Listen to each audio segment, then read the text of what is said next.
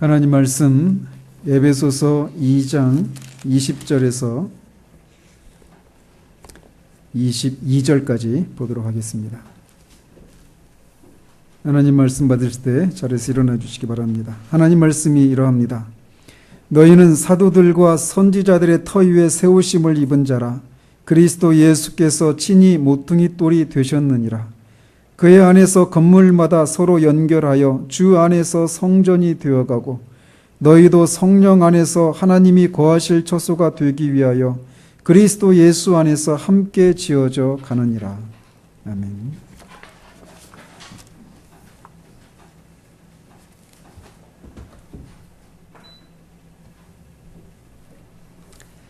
지난주에는 이 본문을 통해서 하나님의 교회는 사도와 선지자들의 터, 즉 그 사도와 선지자들의 가르침과 교훈이라고 하는 그 터 위에 세워지는 것이라는 사실을 살폈습니다.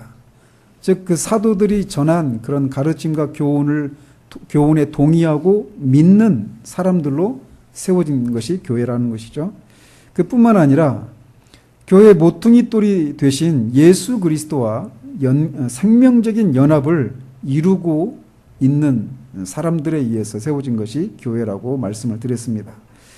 그러면서 사도와 선지자들의 자격과 의무 그리고 그들의 가르침과 교훈이 무엇인지를 살폈습니다. 그러면서 비유적으로 교회를 구성하는 돌들에 해당하는 신자들이 교회에 들어오는 과정이나 교회 안에서의 역할 등에 있어서 다양성이 있다는 사실들을 우리가 같이 살펴보았습니다. 오늘은 마지막으로 이 본문을 통해서 교회는 함께 지어져 간다라고 하는 진리에 대해서 살펴보도록 합니다.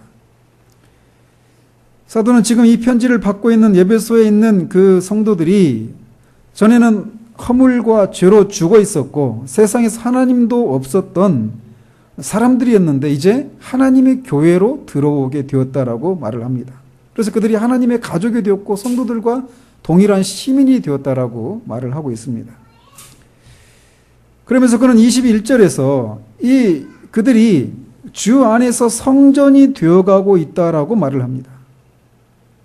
또한 22절에서는 그들이 성령 안에서 하나님이 거하실 처소가 되기 위해서 그리스도 예수 안에서 함께 지어져 가고 있다라고 말을 하고 있어요.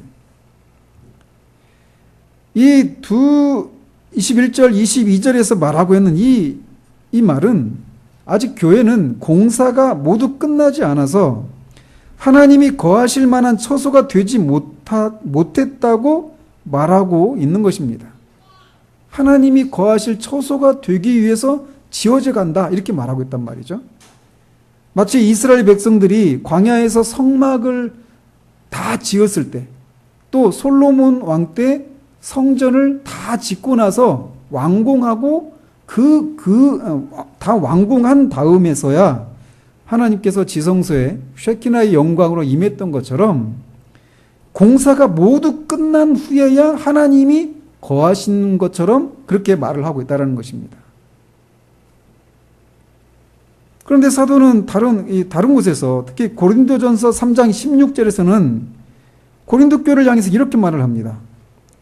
너희는 너희가 하나님의 성전인 것과 하나님의 성령이 너희 안에 계시는 것을 알지 못하느냐 이렇게 말을 하고 있어요.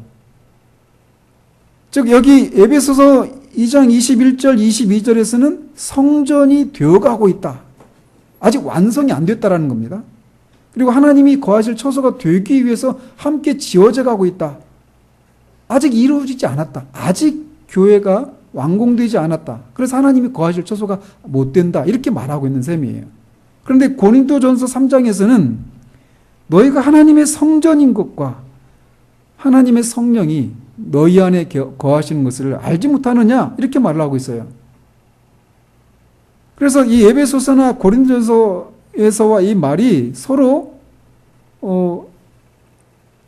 한쪽에서는 이미 하나님의 성전이다라고 말을 하고 있고 성전이고 성령을 통해서 하나님이 거하시는 처소라고 말하고 있는데 에베소서에서는 아직 아니라고 말하고 있다는 겁니다. 즉 사도는 한편으로는 교회는 이미 이미 하나님이 거하시는 처소라고 말하면서 다른 한편으로는 아직 하나님이 거하시지 않고 장차 거하시기 위해서 지어져 가는 곳이다라고 말하고 있다는 겁니다. 즉 우리는 여기에서 교회가 이미와 아직이라고 하는 두 긴장 사이에 존재하고 있다라고 하는 사실들을 발견하게 된다는 겁니다. 성경은 교회에 대해서뿐만 아니라 다른 많은 것들도 이미와 아직 사이에 있다라고 말을 하는 구절들이 많이 나옵니다. 예를 들어서 우리 주님이 귀신 들려가지고 말 못하는 사람을 고쳐줬을 때 바리새인들이 저가 귀신의 왕 바알세부를 힘입어서 고쳐줬다 이렇게 힐난을 합니다. 그러자 다투는 나라마다 나라가 온전히 설 수 없다라고 말하면서 주님이 그 귀신을 쫓아낸 것은 귀신의 왕 바알세불의 힘을 빌어서 쫓아낸 것이 아니라 성령을 힘입어서 쫓아냈다라고 말씀하십니다. 그러시면서 내가 하나님의 성령을 힘입어 귀신을 쫓아내는 것이면 하나님의 나라가 이미 너희에게 임하였다라고 말씀하십니다. 즉 하나님의 나라가 이미 임했다라는 거예요. 그런데 다른 곳에서는 하나님의 나라가 장차 임하게 될 것이다라고 그렇게 말씀하셔요. 그래서 우리가 주님이 가르쳐 준 기도 중에 하나가 나라의 임하옵시며 하나님의 나라가 임하기를 원합니다라고 기도하도록 가르치고 있단 말이죠. 즉 이렇게 하나님의 나라와 관련해서 하나님의 나라는 예수님이 오심과 함께 이미 오셨고 그러나 예수님이 다시 오시는 걸 통해서 다시 오셔서 완성될 그런 것을 기다리고 있어서 하나님의 나라는 그런 측면에서는 아직 오지 않았다라고 말하고 있다는 겁니다. 또 로마서 13장 11절에서는 우리가 소망으로 구원을 얻었음에 라고 말하고 있어서 우리가 이미 구원을 얻었다라고 말하고 있습니다.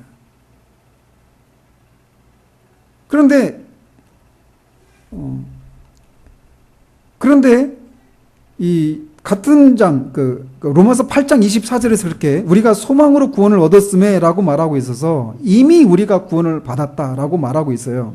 그런데 같은 성경 13장 11절에서는 이제 우리의 구원이 처음 믿을 때보다 가까웠음이라 이렇게 말하고 있어서 구원과 관련해서도 우리는 이미 구원받았지만 아직 구원받지 못했다라고 말하고 있습니다. 우리의 구속과 관련해서도 마찬가지예요. 골로새서 1장 14절에서는 이미 우리가 구속을 받았다라고 말하면서 여기 에베소서 4장 30절에서는 너희는 구원의 날까지 인치심을 받았다라고 말해서 아직 구속이 이루어지지 않았다라고 말하고 있습니다. 또 우리가 이미 하나님의 양자들이라고 말하고 있어요. 어느 구절에서는. 그런데 또 우리가 하나님의 양자될 것을 기다리고 있다라고 말하고 있습니다. 또 우리가 이미 사망에서 생명으로 옮겨져서 이미 영생을 받았다라고 말하면서 다른 곳에서는 우리가 장차 영생을 받을 것이라고 말씀합니다. 또 고린도후서 5장 17절에서는 우리가 이미 그리스도 예수 안에서 새로운 창조물이다, 새로운 피조물이다 이렇게 말을 하고 있으면서 다른 곳에서는 아직 세상을 하나님이 새롭게 하시지 않았다라고 말씀하고 있어요. 또 예수님의 그 통치와 관련해서도 이미 예수님이 만물을 다스리고 계신다라고 말씀하고 있으면서 다른 곳에서는 아직 원수들이 그분의 발등상이 되지 않았고 마지막 날에 그것이 이루어질 것을 말씀하고 있습니다. 이처럼 성경은 곳곳에서 우리의 구원과 이 세상과 하나님의 나라와 관련해서 이미 이루어진 것과 아직 이루어지지 않은 것들이 있다라고 말을 하고 있다는 거예요. 지금 사도는 교회와 관련해서도 지금 그것을 말하고 있는 것입니다. 즉 한편에서는 교회는 이미 하나님이 거하시는 처소인 성전이라고 말을 하고 있어요. 그러나 동시에 하나님이 거하실 처소, 즉 성전이 되기 위해서 지어져 가고 있는 것이 교회라고 말하고 있습니다. 따라서 우리는 임의와 아직이라고 하는 이 사이에서 균형을 가져야 한다라는 겁니다.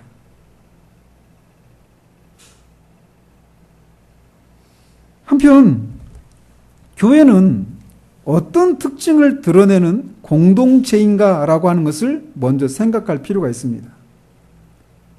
사도 바울은 디모데에게 교회는 진리의 기둥과 터라고 말을 합니다. 즉 교회는 진리를 단단히 지탱해주는 터이고 진리를 세워주는 기둥이라고 말을 하고 있어요. 따라서 지난주에 살핀 대로 사도들과 신약의 선지자들의 가르침과 교훈을 고수하고 그것을 높이 드러내는 일에 힘을 써야 하는 곳이 바로 교회라고 할 수 있다는 말이죠. 따라서 만약 교회가 이 가르침에 동의하고 그것을 가르치고 지키고 높이는 일을 힘쓰지 않는다면 그것은 참된 교회가 아니다라는 겁니다. 교회는 진리를 높이고 가르치고 하는 일에 힘을 써야 되는 것이에요. 그게 교회예요. 따라서 우리는 진리를 배우고 가르치고 높이는 일에 힘을 써야 합니다. 이것은 우리가 진리를 배우고 가르치는 일뿐만 아니라 진리를 아직 밖에 있는 사람들에게 전하는 일도 포함됩니다. 이렇게 교회는 진리를 가르치고 또 선포하고 배우고 전하는 그런 곳이라는 것이에요. 그러나 동시에 교회는 사랑의 공동체여야 한다라고 말을 합니다. 앞에 2장 14절과 16절에서 교회는 원수되었던 유대인과 이방인이 그리스도에 화평하게 하시는 이 희생제사를 통해서 하나가 된 공동체라고 말을 합니다. 그래서 둘 사이에 막힌 담이 허물어진 공동체가 바로 교회라고 말을 하고 있어요. 따라서 교회는 서로 간에 원수된 것이 없이 계층이나 성별이나 민족이나 인종이나 언어나 학력이나 지역이나 어떤 차별도 없이 서로 사랑하고 화목을 드러내는 사랑의 공동체여야 한다라고 사도가 말하고 있어요. 또한 사도 베드로는 그의 첫 번째 서신인 2장에서 교회를 거룩한 나라, 그의 제사장, 하나님의 소유된 백성 등으로 부르고 있습니다. 즉 교회는 거룩함을 그 특징으로 드러내는 공동체라고 말하고 있는 거예요. 그 똑같은 것을 사도 바울이 이 21절에서 교회를 성전이라고 부르고 있는 것에서도 우리는 이 사실을 알 수 있습니다. 즉 교회는 어떤 특징을 드러내는 곳이어야 하느냐면 진리와 사랑과 거룩함이라고 하는 것이 핵심적인 그런 특징을 드러내는 곳이라고 말하고 있는 거예요. 교회는 마땅히 이런 곳이어야 합니다. 그러나 우리는 교회가 아직 에베소서 5장 27절에서 말하고 있는 것처럼 자기 앞에 영광스러운 교회로 세우사 티나 주름 잡힌 것이나 이런 것들이 없이 거룩하고 흠이 없게 하려 하심이라 라고 하는 말씀과 다른 모습들을 우리 현실의 교회 속에서 보게 된다는 거예요. 우리 현실의 교회는 티와 주름과 수많은 흠을 발견하게 됩니다. 우리는 그런 모습을 보면서 어떻게 교회가 그럴 수 있어 하면서 실망합니다. 그러나 우리가 생각해야 될 것이 교회가 마땅히 되어야 할 모습과 아직 되어지지 못한 것 사이에 우리가 균형을 잡아야 한다는 사실이에요. 그래서 교회는 이 임의와 아직이라고 하는 그 사이에 있기 때문에 어떤 면에서는 교회가 진리라고 하는 이 핵심적인 측면에 있어서 헌신된 그런 모습이 있는가 하면 때로는 과오를 범하는 일도 있다라는 거예요. 때로는 서로 연합하고 사랑을 나누는 모습이 있는가 하면 서로 분열되어 때로는 분쟁이 일어나는 곳이 교회이기도 하다라는 겁니다.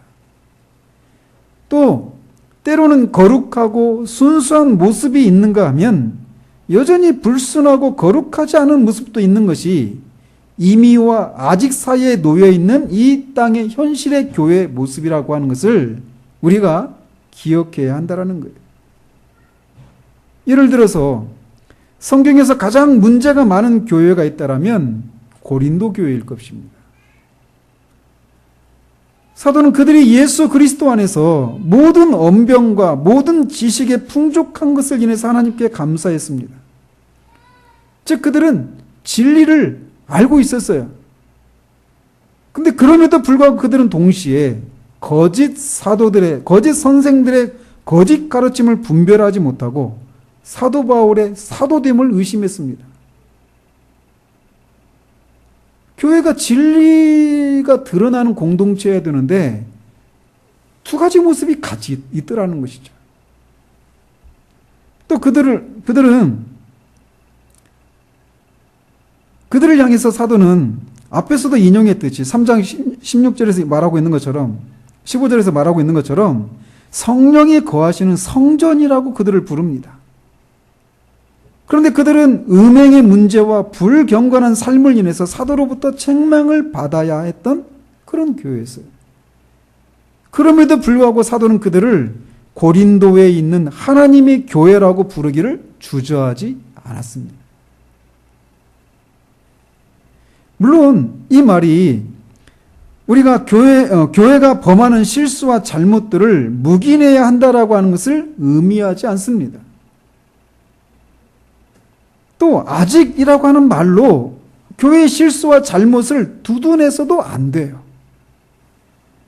다만 이 땅의 교회들은 이미와 아직이라고 하는 그 사이에 있는 교회에서 어떤 부분에서는 진리에 헌신된 부분이 있는가 하면 과오도 나타나고 사랑의 문제에 있어서도 그렇게 어떤 사랑의 그런 모습이 드러나는가 하면 그렇지 못한 모습도 드러나고 거룩함에 있어서도 이런 양면성이 같이 존재하는 것이 이 현실의 교회라고 하는 것을 기억해야 한다는 겁니다.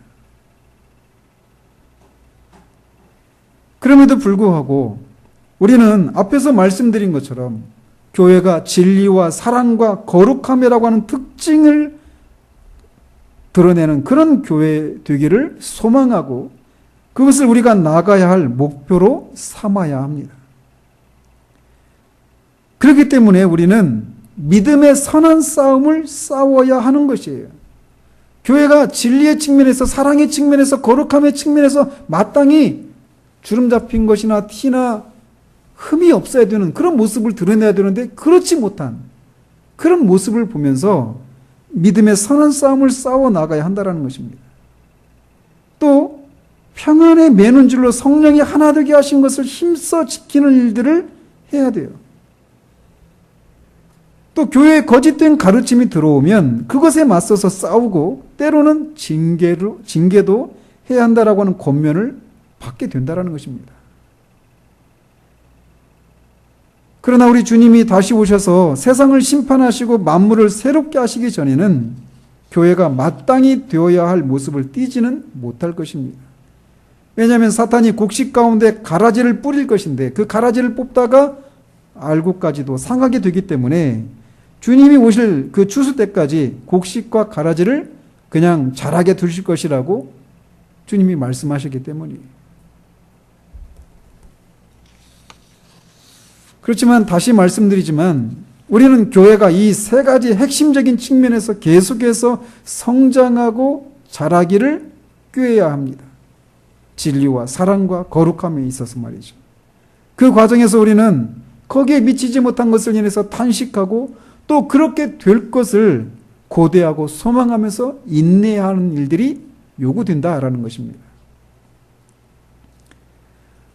교회는 이렇게 이미 예수 사도들의 그 가르침과 교훈을 믿고 또 예수 그리스도와 생명적인 연합을 이루어서 교회로 들어온 하나님의 성령이 거하시는 성전인 사람들이 모여있는 곳임에도 불구하고 아직 다다라야 될 그 지점에 가지 못했기 때문에 싸우고 힘쓰고 하는 일들이 필요하다라는 것이에요. 그런 측면에서 교회는 자라가야 한다는 것입니다. 그런데 교회가 이렇게 성장하고 자라는 것이 어떻게 가능한가라는 것입니다. 사도 베드로는 너희도 산돌같이 신령한 집으로 세워지고 라고 말을 합니다. 즉 그는 교회를 신자들을 교회를 구성하는 살아있는 돌들이다 라고 이렇게 말을 하고 있어요. 그래서 2주 전에 말씀드린 것처럼 돌이 막 살아있어요. 그래서 돌이 막 자라는 거예요.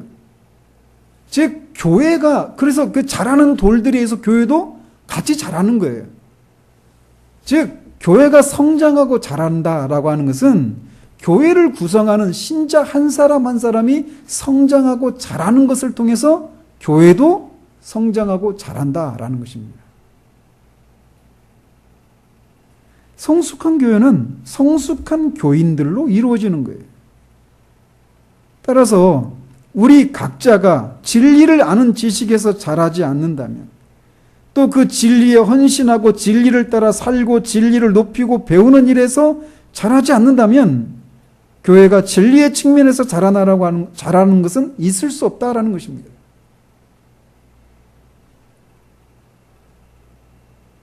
이런 면에서 어떤 교회를 선택해야 되는가라고 하는 기준이 생겨나는 거죠. 교회는 다른 무엇보다도 진리를 가르치고 높이는 일에 힘을 써야 합니다. 그래서 교회가 진리의 터와 기둥이라고 하는 것에 부합하고 있는지, 그래서 그 일에 있어서 애쓰고 힘쓰는 일이 있는지 그거를 살펴봐야 되는 거예요. 또한 우리가 진리에 있어서도 자라가야 될 뿐만 아니라 사랑에 있어서도 자라는 것이 없이는, 우리 개인이 그렇게 사랑에 있어서도 자라는 것이 없이는 교회가 사랑에 있어서 자라는 일도 불가능합니다. 마찬가지 거룩함에 있어서도 마찬가지예요. 우리 각 개인이 거룩함에 있어서 진보를 하고 자라가는 일이 있어야만 교회도 거룩함에 있어서 자라가는 일들이 있게 된다는 것입니다.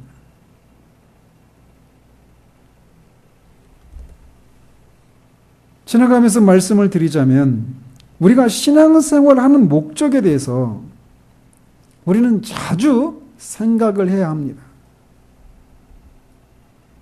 여러분 오늘 주일 예배에 무엇을 기대하고 나오셨습니까? 또 무엇을 기대하고 신앙생활을 하고 계십니까? 우리는 안락하고 편안하고 행복한 사람이 되어지기를 바랍니다. 그래서 우리의 환경이 그렇게 변해지기를 바라면서 기도하기도 하고 신앙생활을 해요. 그러나 그것이 우리의 신앙생활의 궁극적인 목적이 되어서는 안 됩니다. 하나님은 우리가 행복해지는 것에 관심을 두시지 않고 우리가 거룩해지는 것에 관심을 두십니다. 행복이라고 하는 것은 거룩한 삶을 사는 것에 따라오는 것이에요. 환경이 어떠하든지 행복해질 수 있는 사람이 되는 것, 그것이 우리의 신앙의 궁극적인 목적이어야 한다는 것입니다. 우리가 이것에 대해서 수요 기도회에서 살피기 시작했는데 우리는 얼마나 자주 우리가 어떤 사람이 되어지는 것에 대해서 어떤 사람이 되어지는 것, 이것이 우리의 신앙의 목적이라고 하는 것을 잊고 사는지 모른다라는 거예요. 사도는 교회라고 하는 것은 하나님이 거하시는 처소가 되기 위해서 함께 지어져 가는 곳이라고 말하고 있어요. 이 교회를 누가 그러면 짓고 있습니까? 하나님이 짓고 계신 거예요. 그런데 이 하나님이 교회를 지으실 때 아무런 목적이 없이 건물을 짓지 않으신다라는 것입니다. 목적을 가지고 있으시다라는 거예요. 그 목적이 뭐냐? 앞에서도 말씀드린 것처럼 교회가 진리와 사랑과 거룩함에 있어서 티나 주름 잡힌 것이나 흠이 없이 온전해져서 하나님께 영광을 돌리기 위해서 교회를 세우시는 거예요. 마찬가지로 교회를 향한 목적이 이것인 것처럼 교회를 구성하는 우리들 한 사람 한 사람을 위한 목적도 동일하다라고 할 수 있어요.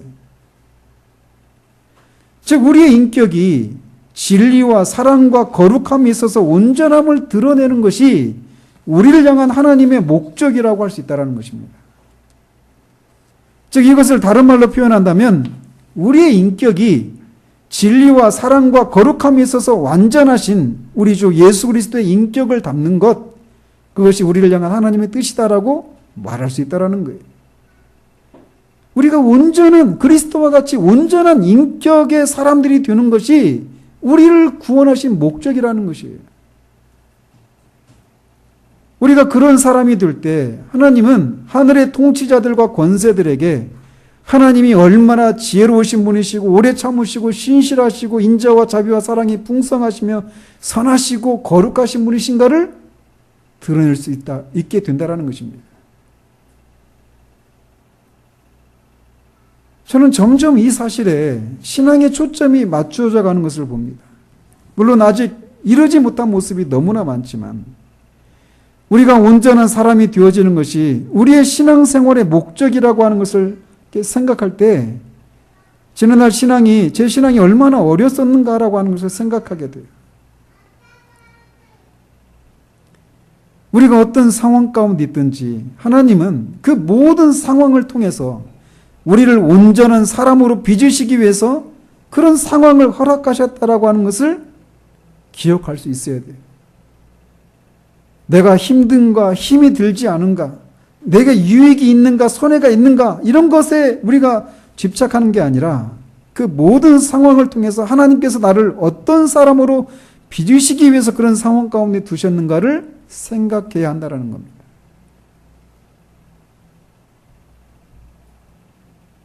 아무튼 교회가 진리와 사랑과 거룩함에 있어서 자라가고 온전해지기 위해서는 말씀드린 것처럼 교회를 구성하는 각 그리스도인들이 그렇게 진리와 사랑과 거룩함에 있어서 자라가는 일이 있어야 되는 거예요. 그런데 제가 주목하고 싶은 부분은 이 부분입니다. 이렇게 우리 각 개인이 진리와 사랑과 거룩함에 있어서 온전한 사람으로 자라가야 되는데 그 일이 어떤 방식으로 일어나는지 이걸 우리가 보자라는 겁니다. 사도는 이에 대해서 건물마다 서로 연결하여 주 안에서 성전이 되어간다. 또 22절에서는 그리스도 예수 안에서 함께 지어져 간다라고 말을 합니다.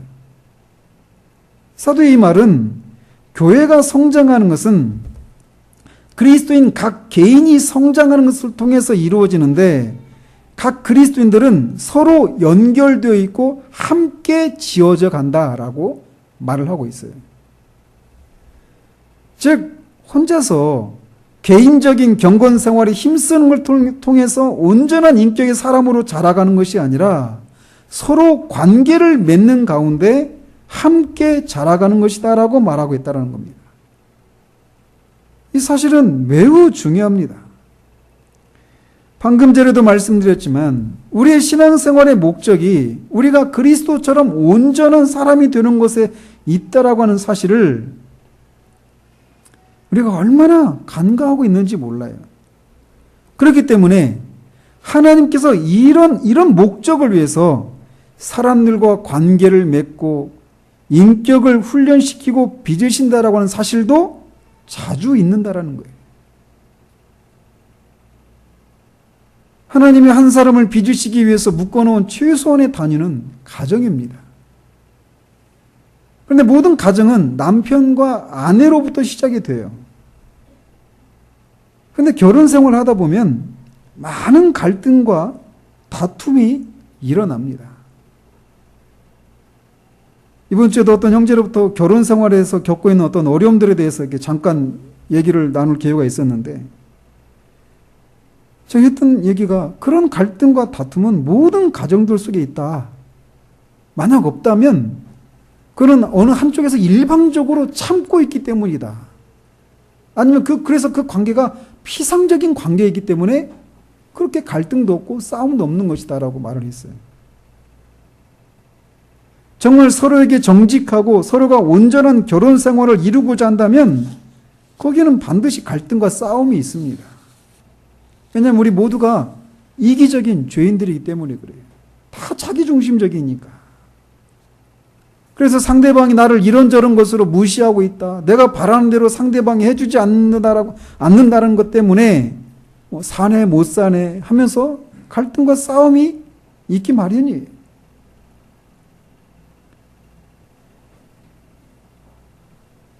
그런데 주님은 이렇게 우리 결혼 관계를 통해서 남자와 여자를 한 가정을 이루어서 서로 살아가는 과정 속에서 서로를 빚으신다라는 거예요.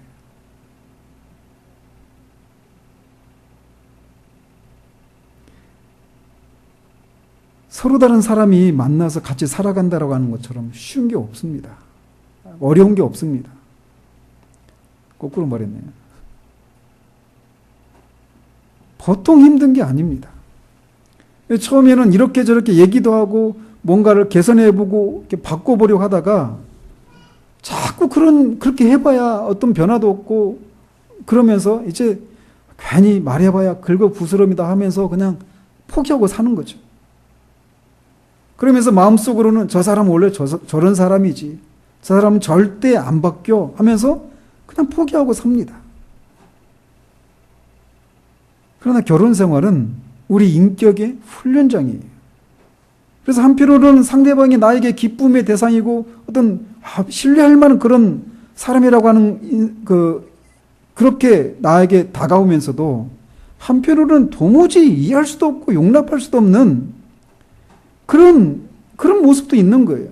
그러면서 그런 과정 속에서 우리를 발견하는 거예요. 서로 자기 자신을 발견하는 겁니다. 그리고 나중에 자녀가 생기면 이 훈련의 강도는 더해지죠. 그런데 그런 훈련을 통해서 우리가 온전한 사람이 되어가는 거예요. 나중에 뒤에 이제 결혼에 대해서 나오니까 거기서 더 말씀을 드리기로 하고, 오늘 말씀드리고 싶은 것은 이렇게 남자와 여자가 가정에서 결혼 관계로 만나서 서로 막 갈등하고 싸우고 이런 서로 이해하고 품고 이런 과정을 통해서 한 사람의 인격이 그렇게 빚어져 가는 것처럼 교회에서도 그렇다라는 것입니다. 우리가 교회로 이렇게 모여서 한 공동체를 이루고 신앙생활을 하면서 우리는 인격의 훈련을 받고 있어야 한다는 것이에요. 개인적인 인격의 성장은 이렇게 서로 관계를 맺고 함께 이루어 가는 것이다 라는 것입니다. 온전하지 못한 사람들끼리 모여서 동일한 소망을 품고 가는 동안 서로의 부족함을 감싸고 위에서 기도하고 품으면서 그 사람을 품는 내가 되어가는 거예요. 그리고 이것은 나만 일방적으로 하는 것이 아니라 상대방도 나에게서 그런 모습을 보면서 그런 과정을 밟아가는 것이죠. 오늘날 익명의 그리스도인으로 남으려는 사람들이 점점 늘어나는 추세가 있는데 이것은 전혀 성경적인 것이 아닙니다. 개인적으로 하루에 몇 시간을 기도하고 성경을 몇 시간 동안 읽고 경건서적 읽고 한다 하더라도 이것이 전적으로 혼자서 이루어지고 있는 동안에는 우리는 내가 누구인지 몰라요. 우리 어떤 부분들이 부족하고 다듬어져야 하고 고쳐져야 하는지 모릅니다. 근데 결혼하면 또 그 관계가 더 확장돼서 아이를 낳고 양육하는 그런 일들을 하다 보면 우리 자신을 보는 거예요.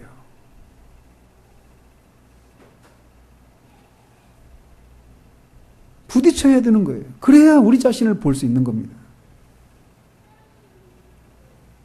그래서 결혼한 부부가 상대방이 가진 장점을 발견하는데 그것이 나에게 없는 것을 발견하는 거예요.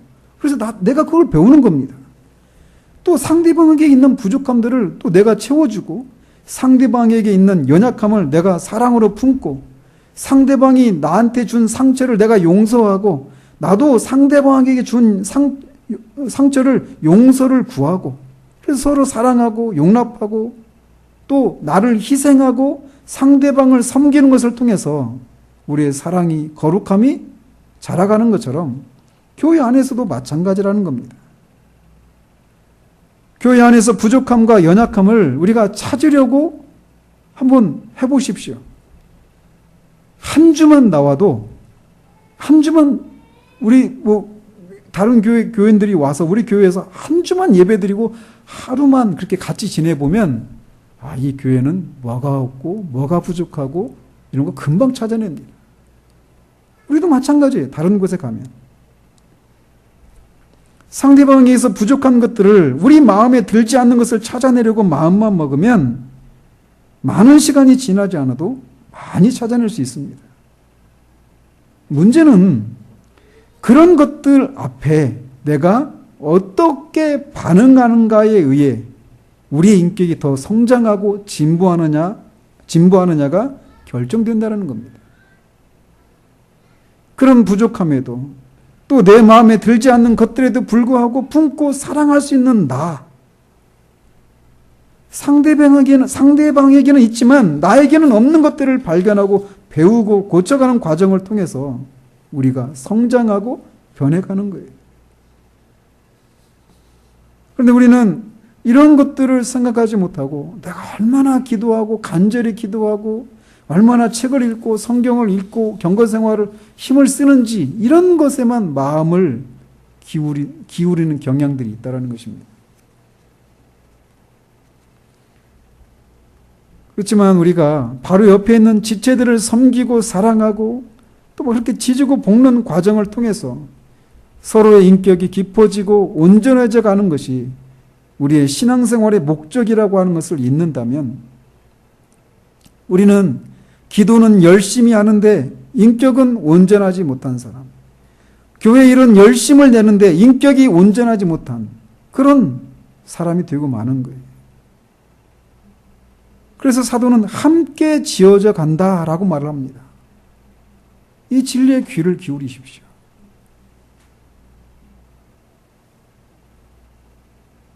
이런 측면에서 우리 자신을 돌아보면 우리가 아무것도 안 하고 있는 것으로 생각할 수 없다라고 하는 것을 알 수 있게 돼요.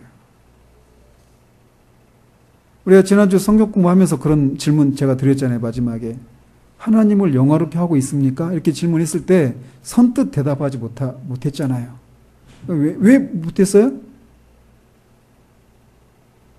뭔가 드러내는 만한 그런 어떤 성취들 이런 것이 없으니까 나는 하나님을 영화롭게 하고 있지 못하다 이렇게 생각하는 거예요. 그렇지 않다고 말씀드렸잖아요. 우리가 성장하고 있는가 이 측면에서도 마찬가지예요. 내가 옛날보다 교회 기도 시간이 얼마나 늘었는가, 내가 옛날보다 성경을 얼마나 더 많이 읽는가, 얼마나 연구를 하는가, 그거 다 필요합니다. 그런데 우리가 내 인격이 얼마나 성숙해져 가고 있는가 이런 측면에서 우리가 봐야 하는 거예요. 그런데 이 일은 어떤 과정을 통해서 일어나느냐, 우리가 매주 이렇게 모여서 예배 때마다 모이고 이렇게 하루를 보내고 또 주중에 연락하기도 하고 막 이런 과정들을 통해서 상대방을 섬기고 상대방을 알아가고 품고 이런 과정을 통해서 우리가 점점 성장해 가는 거예요.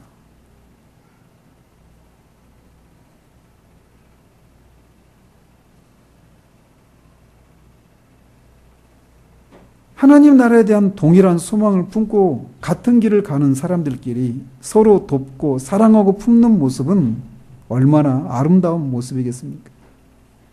교회는 그런 곳이어야 합니다.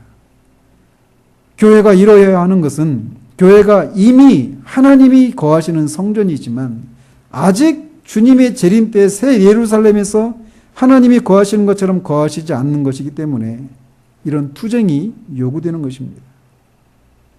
우리가 세월이 흘러서 10년 전에 우리 각자의 모습을 돌아보면서 아, 내가 많이 바뀌었구나. 옛날에는 저 사람들을 누구를 내가 품지 못하고 마음에 어려움이 있었는데 내가 어느새 그 사람을 내가 품고 있고 이해할 수 있고 내가 그 사람을 위해서 뭔가를 내가 내어줄 수 있고 뭔가 헌신하고 이러고 있구나. 이런 우리들의 모습을 발견할 수 있어야 돼. 그런데 교회를 이렇게 이미와 아직이라고 하는 이 긴장 속에서 균형 잡힌 시각으로 돌아보지 못하고 이미 또는 아직이라고 하는 어느 한쪽만 강조하는 일들이 일어날 때 교회는 어려움을 겪는 거예요. 특별히 성경이 말하는 임이라고 하는 사실에만 강조할 때 어떤 모습들을 띠게 될까요? 그런 사람들은, 또 그런 교회는 전형적으로 낙관적인 입장만 드러냅니다. 한편으로 생각하면 이들이 교회나 앞에서 살펴본 여러 가지 이미 이루어진 것들, 우리의 구원, 구속, 하나님의 나라, 이런 우리가 영생을 얻은 것, 이런 문제들, 이런 것들이 이미 이루어진 것들을, 이미 이루어진 것이라고 하는 이 측면들을 강조하는 것은 지극히 정당하기도 합니다. 그렇지 않아요? 왜냐하면 하나님께서 그리스도를 통해서 또 그리스도 안에서 이미 우리에게 그런 것들을 주셨기 때문에 이미 이루어진 사실들을 강조하고 그것을 인해서 기뻐하고 낙관적인 그런 생각을 품는 것은 정당하기도 해요.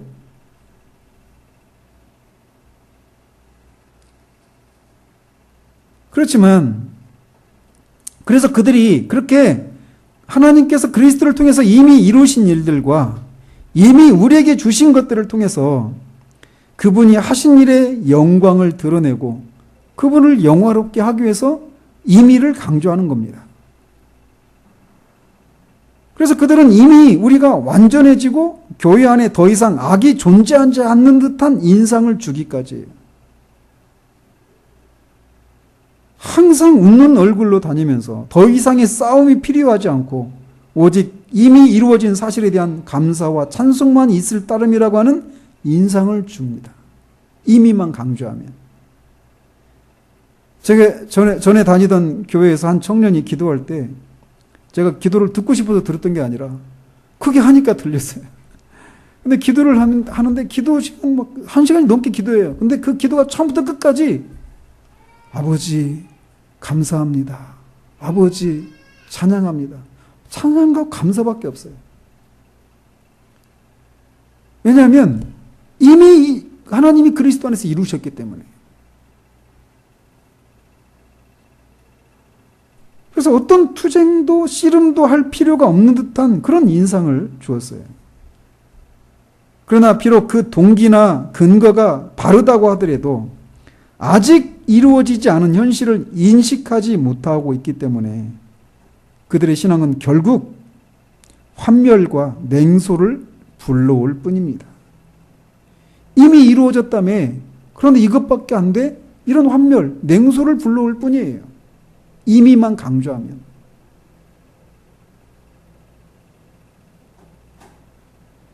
이런 사람과는 정반대로 아직 이루어지지 않은 것만을 강조하는 사람들도 있습니다.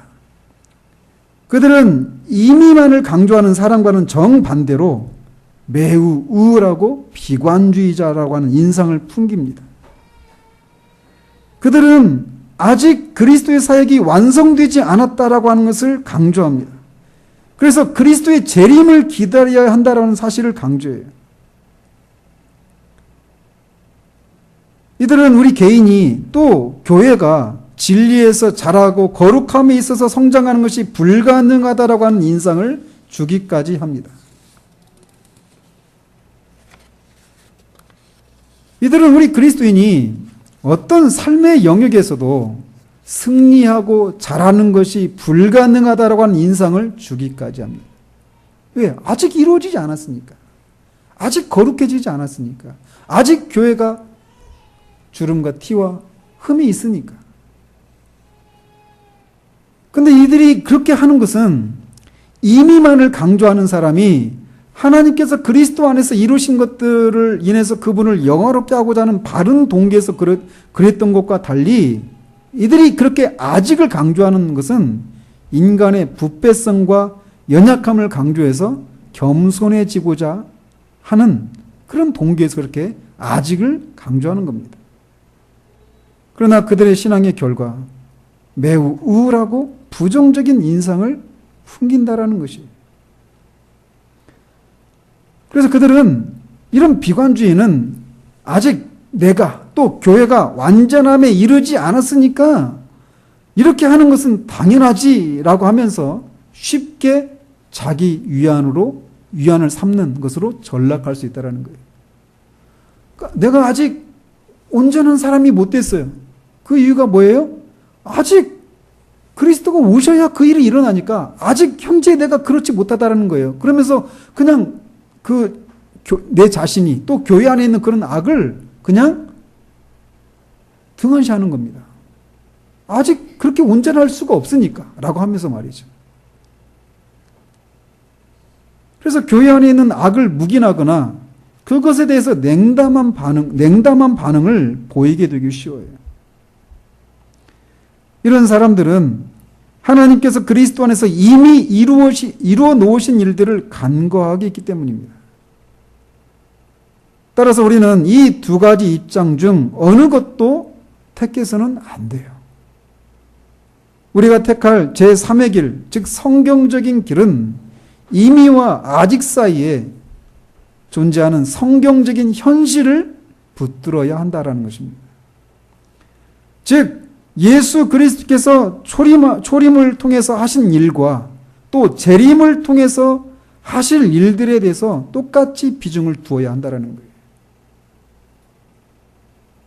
따라서 예수 그리스도께서 십자가의 죽으심과 부활을 통해서 이미 이루신 일들을 기뻐하고 감사함과 동시에 그가 장차 다시 오셔서 이루실 일들을 고대해야 한다는 것입니다.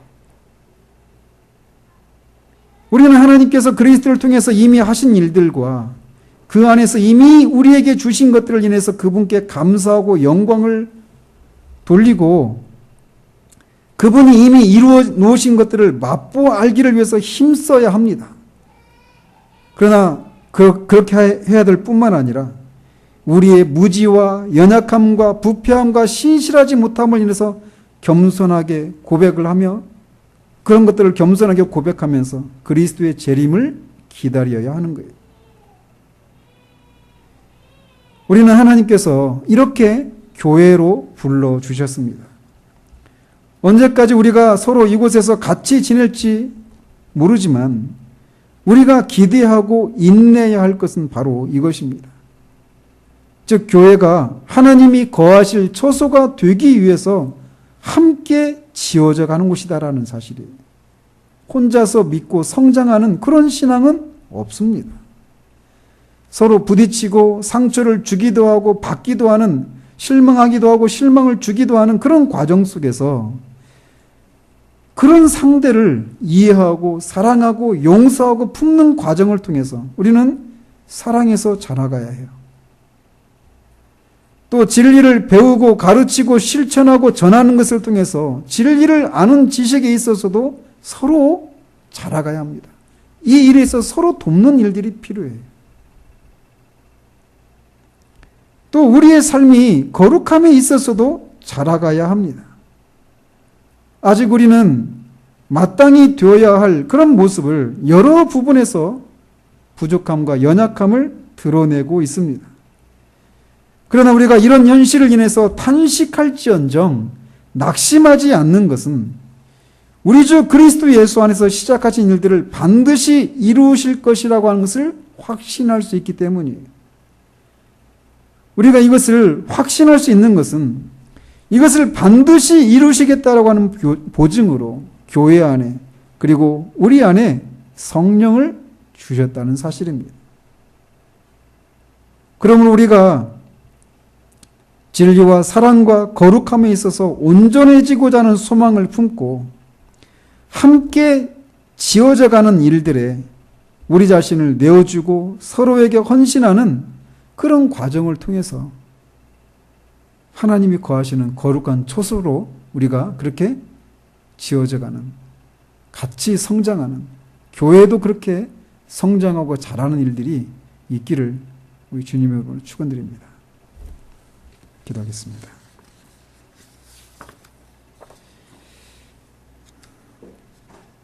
하나님 아버지, 교회는 이미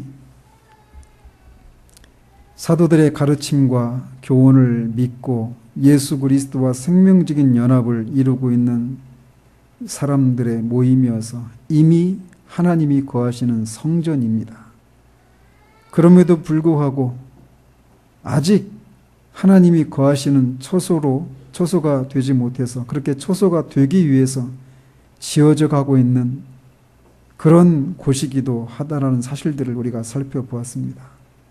그러므로 우리는 이미 하나님이 거하시는 처소임에도 불구하고 아직 그 일이 이루어지지 않은 그 사이에서 존재하기 때문에 교회가 진리와 사랑과 거룩함에 있어서 온전함을 드러내기 위한 그 목적을 소망하면서 그 일을 이루기 위해서 우리 각자가 그렇게 진리와 사랑과 거룩함에 있어서 자라가기를 힘쓰고 또 그런 일들이 있기 위해서 서로 관계를 맺고 부딪히고 그런 관계를 통하여서 그렇게 개인적인 성숙이 이루어지고 그런 개인적인 성숙을 통해 교회도 그렇게 되어져 간다는 사실들을 우리가 살펴보았습니다. 그러므로 다시금 하나님이 우리를 이렇게 교회로 부르셨을 때 우리도 몰랐던 우리 자신들의 모습을 보게 하시고 또 내가 어떤 사람인가를 알 뿐만 아니라 서로에게서 마땅히 배우고 또 품고 자라가야 될 것들에 있어서 우리가 그런 자라가는 일들이 우리 가운데서 활기차게 일어남으로 인해서 우리가 시간이 흘렀을 때 정말 내가 진리와 사랑과 거룩함에 있어서 자라갔구나라고 하는 것을 고백할 수 있는 우리 개인 또 그런 우리들이 모여있는 교회에 될 수 있도록 주님 도우시기를 원합니다. 예수 그리스도 이름으로 기도합니다. 아멘. 찬송가 218장 하시면서 준비하신 헌금하도록 하겠습니다.